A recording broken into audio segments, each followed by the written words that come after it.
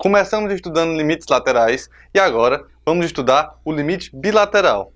Ora, limite bilateral nada mais é que quando o limite à esquerda for igual ao limite à direita, nós podemos resumir essas duas situações em uma situação só, que é o chamado limite bilateral. Vamos entender melhor.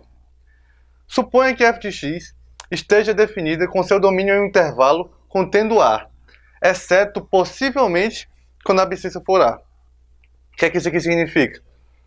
Essa função é contínua em todo o intervalo, certo? Que contém a abscissa A. Só que eu não quero saber o que vai acontecer com a função quando x for A. Nós vamos ver já graficamente como é que isso se dá. Escrevemos isso e dizemos que o limite de f de x, quando x tende para a abscissa A, é igual à ordenada L. Isso quer dizer que quanto mais próxima a variável independente x estiver da abscissa A, tanto por valores inferiores a A quanto por valores superiores a A, nós vamos ter que essa ordenada f de x tenderá para a ordenada L. O limite bilateral pode ser escrito sempre que o limite à esquerda for igual ao limite à direita. E aí nós vamos dizer que ele existe quando esse L for um valor finito e bem definido. Nós vamos deixar para falar sobre limites inexistentes em uma seção à parte, mais para frente, certo? Por enquanto, vamos analisar simplesmente isso aqui graficamente.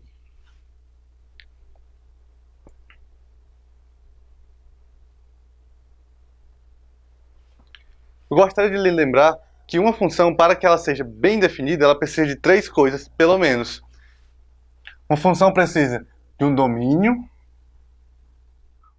um contradomínio, que são justamente o conjunto de partida e o conjunto de chegada.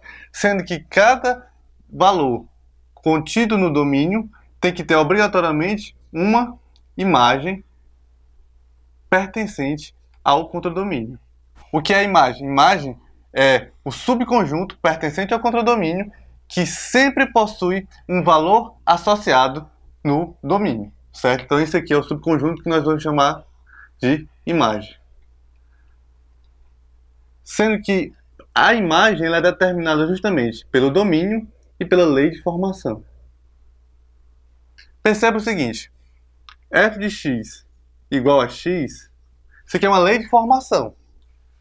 Para que eu consiga entender que função é essa, eu preciso saber qual é o domínio dela, qual é o contradomínio. Se o domínio dela for reais, e o contradomínio reais, ela vai possuir como gráfico essa reta aqui. Mas se por acaso o domínio dela for reais positivos, ora, nenhum valor real negativo vai poder ser colocado aqui. Ou seja, todos esses valores aqui não pertencerão ao gráfico dessa função. Beleza? Resumindo, uma função, para que ela seja bem definida, ela precisa de domínio, contradomínio e lei de formação. Duas funções diferentes podem ter a mesma lei de formação, mas possuírem gráficos completamente diferentes. Então, aqui eu dei dois exemplos. Uma função f de x igual a x com domínio reais e uma função f de x igual a x com domínio reais positivos. Perceba que a função f de x igual a x com domínio nos reais tem o gráfico abaixo e a função f de x igual a x com domínio reais positivos tem o gráfico acima, certo? São duas funções completamente diferentes.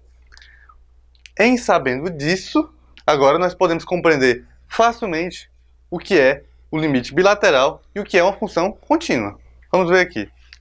Perceba que nós temos três gráficos quase idênticos. Eles são diferentes apenas por um ponto, o ponto AL, certo? O ponto AL, nesses três casos, vai ser diferente. Qual a diferença? Que nesse caso, que eu vou chamar de caso A, caso B e caso C, no caso A, perceba que o f de A existe e vale L.